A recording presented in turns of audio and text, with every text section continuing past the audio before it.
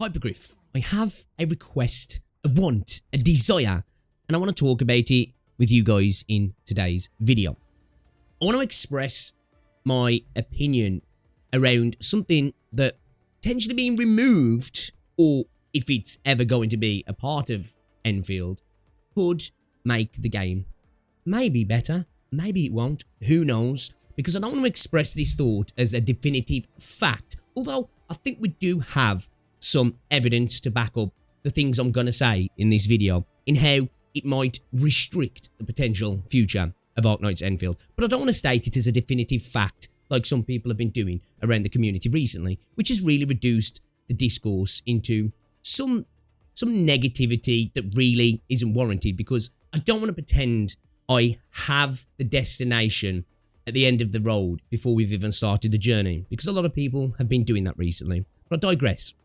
What is it that I want to talk about? Well, before I actually get into the specifics of what I want to talk about, I want to say that this is something that Arknights does really well, but we can't expect all of the mechanics, systems, design philosophy to come over into Enfield one-to-one, because it just is impractical, improbable, and probably impossible for some of these things to be brought over into Enfield one-to-one. You've got a 2D chibi RTS tower defense game, and you're translating that into a semi-open world RPG action game. It's just unlikely that you can do some of these things and make it work in Enfield. There is a design choice that I would like to see come across, because I do believe it could benefit Arknights Enfield. And I think if we look at other games, gacha games and non-gacha games, that we can see when it's implemented across the board, it becomes something that I think can make the experience less than sometimes. Not always, but potentially when it's used too much, it can make the experience a reduced, less enjoyable experience, a less expansive experience, an experience that has less choice. Because there's one thing about Arknights as a game: choice is baked throughout the game, probably more so than any other gacha game in my opinion, and probably more so than quite a few games in general. The options to tackle content in a myriad of ways. You will never really see somebody doing the same clear in Arknights. That's one thing I love to do after clearing hard content. I like to go and look at other people's clears on this difficult content, and it's just the vast differences between people's clears is quite astonishing in Arknights. You just won't be able to get in Enfield, and you just don't get in other games. But I think there's a way to potentially encourage a little bit more choice in Arknights Enfield. Never going to get what you're going to get in Arknights, just because the very fact that the game is a 3D action game. But I think we can maybe increase the likelihood. It's had me thinking back to something in the PlayStation 1 era, where the technical limitations of the PlayStation 1 actually pushed the developers of Silent Hill to create a new mechanic, a new design idea that actually ended up improving the game tenfold. And that was the introduction of fog into Silent Hill, because of the technical limitations of the draw distance of the PlayStation 1. And we all know that Silent Hill looks infinitely and feels infinitely better because of this. It creates atmosphere. But that was never an intentional design initially. That was brought in because of technical limitations. Now, we're not talking about technical limitations in Arknights Enfield here. We're more thinking of maybe a design limitation. Although it's not really a limitation, it's a choice that I think stepping away from can open up this potential creativity that could expand the experience of Arknights. And I'm talking about timers. Now, is there a time and a place for timers? Of course there is. Arknights itself has timers in the game in parts. They're far and few between, but they are done in such a manner that they become hidden timers. They're not literally the timer that's counting down for the content. It's experienced through either escort missions or bosses being able to wipe your team before you get something done. So it literally is a timer, but it doesn't necessarily feel as such in the perception that you are watching a timer count down. And what do I mean by this? So, and when I talk about the evidence that we have that this is something that's restrictive, that can potentially make a game feel less than, in my opinion, and it's an artificial difficulty as well, that we all know that that's what timers are for the most part. And let's look to Wuthering Waves, for example, and a myriad of other gacha games do this. But let's speak about Wuthering Waves, a game that I absolutely loved, adored. I was a big fan of from day one up until quite recently. Well, I say quite recently, around 2.2 is kind of when I slowly stopped playing Wuthering Waves, and I've probably quit the game. I've got no intentions to go back at the moment. There's nothing pushing me to go back to Wuthering Waves. But what am I talking about? Events and endgame in Wuthering Waves and a lot of the gacha games tends to come down to timers, because it's a way to encourage people to have to clear the content in a specific way to get specific rewards. And I think it restricts the gameplay style. Now, if you look at like the endgame, the Tower of Adversity, Whimpering Waste, 2 game modes that I don't find enjoyable anyway, they are not difficult modes. They're not inherently hard to fight, that you don't feel a threat when you play these modes. The threat is from the timer. The real enemy is the timer, the desire or the need to clear it within a set period of time to get the rewards for that stage. And that restricts the player, that pushes the player to play a specific sort of way, to use specific teams, specific gear, specific stats, specific weapons for the characters as well, with some deviation allowed. But it's usually quite constrictive and restricted in the sense that if you try to deviate too much, you're not really going to have the best time. And it's all about efficiency. It's not real difficulty. Now, these are gacha games. I'm not expecting it to be Dark Souls. I'm not expecting it to be highly elo Valorant play. But I think wanting some engaging, difficult content isn't too much to ask, personally. And I think sometimes when we talk about this stuff, we talk about the casuals. The casuals won't want that. I think we underestimate the casuals in the gacha space and the gaming space sometimes. And I think where you see games like Arknights, where it has genuine, difficult content. Now, I know it's a bit more niche, but when you see genuine, difficult content, if it's engaging content, I think even people who would consider themselves casuals or somebody who isn't too fussed about doing all the content will find themselves wanting to progress, wanting to improve, and wanting to engage with the systems to clear the content. And I think one of the worst ways to block people is through timers. Now, it's incredibly easy to promote purchases within the game. It's a good way to monetize a game. It encourages people to go for specific attributes, to pull for specific characters, to vertically invest, to horizontally invest, and to potentially monetarily invest in the game as well. It's an incredibly simple way to inject difficulty in a way that pushes people to potentially spend.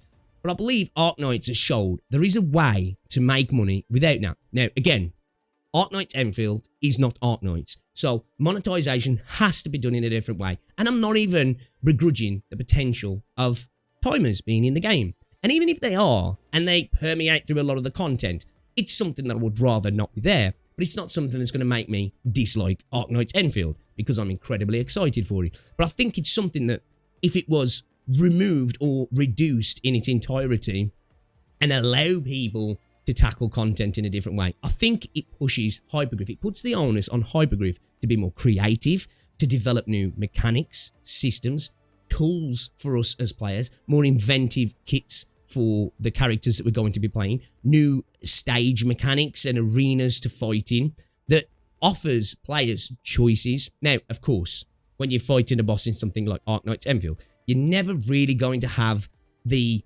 breadth of options and choices that you have in a game like Arknights, just by the very definition of its design and its cast of characters and the actual genre of the game is, it just offers more options, just inherently. That's not to say that Enfield can't benefit from an increased amount of options. We've already seen in the gameplay from the game, in the betas and the beta that's coming up, that they are experimenting and expanding on mechanics with enemies. And I think this is the way we go down that route. Different mechanics, different triggers that the enemies trigger, that we can trigger on the bosses, to create multiple options and choices to combat the enemies that we're fighting. Different things that we can do, so not every clear looks exactly the same. Again, you're not going to have the variety of gameplay that you're going to get in Arknights. But the potential to increase it for me comes from removing something like the timer. Again, I'll go back to that technical limitation of the PlayStation 1. it's not exactly a 1-for-1, but removing that limiter of a timer in a sense, which is easy for them, but taking it away pushes them to come up with creative ideas to get around this simplistic way of designing endgame and events within a gacha game. And I think it will benefit Hypergriff. It'll stop stagnation of design within the game. It'll push them to create interesting, cool kits for characters, cool mechanics, cool stages and environmental design that will benefit the game in its entirety, in my opinion. And if they can then obviously monetize that as well and push people to want to spend on the game rather than doing it through FOMO, it's an incredibly simple way to get people to spend, but it's also a cynical way to get people to spend, right? We can't expect a 1-for-1 monetization from Arknights Enfield, but I'd love to see that philosophy come over. And I think one thing we can say from watching all the streams and watching all the content and playing the game and listening to the devs, that desire to create a project that's imbued with passion, that is a good project, is clear to see, right? I think that's fair to say. You've only got to listen to the devs. Now, I'm not naive. I know they're a corporation that's out to make money. But if there's one thing we can say about Hypergriff, they have a passion for what they're creating. Arknights is a perfect example. There's jokes about that they are a music company in disguise, LARPing as a game developer to fund their real love, creating music, and all of the things that surround Terra as well. And I am confident if there's a company that can extrapolate just a little bit of that from Arknights into Endfield, I believe it's Hypergriff. Again, I'm not saying it has to be the same because it's never going to be the same. And I think the expectation of this 1-to-1 conversion from Arknights into Endfield isn't doing the game I think it's doing a disservice, if I'm honest. And it's an expectation that's always going to leave people feeling a little bit deflated because it's just not possible. But that doesn't mean we can't take a semblance of some of these ideas, a snippet here and a snippet there, and inject it into Endfield to improve the game overall.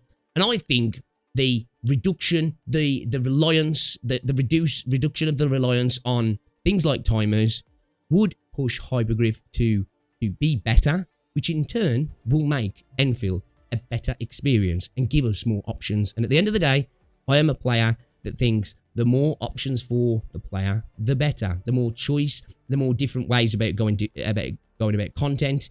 It's just a better experience overall, in my opinion. It encourages replayability, and it just encourages onus on the player, a responsibility, a choice. Again, it's a thing that I genuinely believe in. This is why I'm always a big proponent of quality of life options. Give the player the options and let them choose how to play the game. Again, it's going to be restricted in comparison to something like Arknights, but I do think the fact that Arknights doesn't rely on timers like a lot of other games do, for the most part, it's a benefit to the game.